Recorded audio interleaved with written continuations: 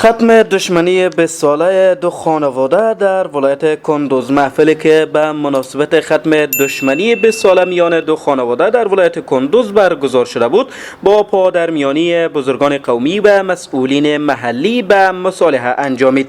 حاجی آقامیر ناصری، یکی از بزرگان قومی، میگوید که این دشمنی میان دو برادر بر سر زمین 20 سال قبل آغاز شده که در نتیجه از هر دو طرف 4 تن کشته و 1 تن زخم برداشت است. به گفته وی اکنون این دشمنی با پادرمیانی بزرگان قومی و مسئولین محلی خاتمه یافته است. دا صلح د مرکز مربوطه د جګوزر ناصرو کې و چې تقریبا 2 لسیزې کې د دښمنی روانه و.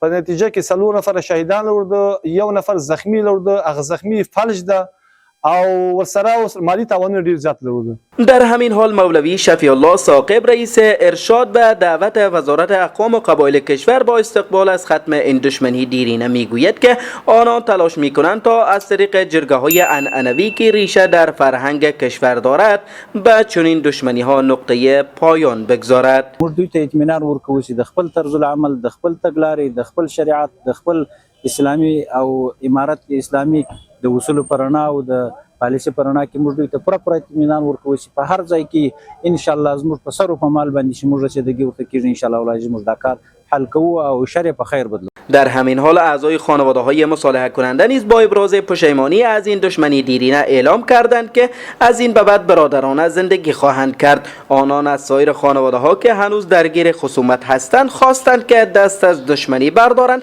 و از این تجربه پند بگیرند. شل کاله کېږي چې له خپل د تره زامنو سره په دښمنۍ اخته یې او نن ورځ ډېر خوشحاله یې چې په خوشحالۍ سره روغه جوړه دې موږ دوی موافقې ته ورسېدلو. خیر اوسئ وروره، موږ په مابین کې 4 نفر شهیدان دي، 1 نفر زخمی ده او په دې مابین کې مالی تاوانونه زیات شوي دي او نور انشاءالله هېڅ کومه خبر نشته او اسلامي امارت سره موږ خوشحاله یې تنه او الله پاک سپینگیری دوباره حاجی صاحب جاغا میرته جوړ لري.